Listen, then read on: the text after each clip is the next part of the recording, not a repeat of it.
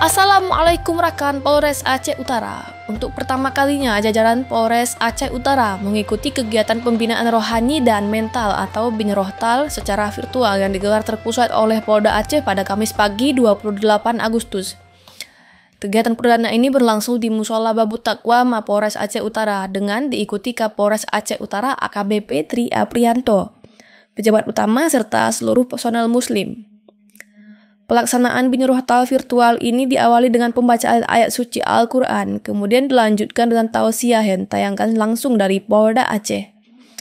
Dalam ceramah tersebut disampaikan pesan-pesan tentang pentingnya menjaga integritas, disiplin, serta keikhlasan dalam melaksanakan tugas sebagai anggota Polri. Rangkaian kegiatan ditutup dengan doa bersama, memohon keberkahan, perlindungan, dan kelancaran dalam pengabdian kepada bangsa dan masyarakat. Binrohtal virtual perdana ini menjadi langkah baru dalam pembinaan mental spiritual anggota Polri, khususnya di jajaran Polda Aceh.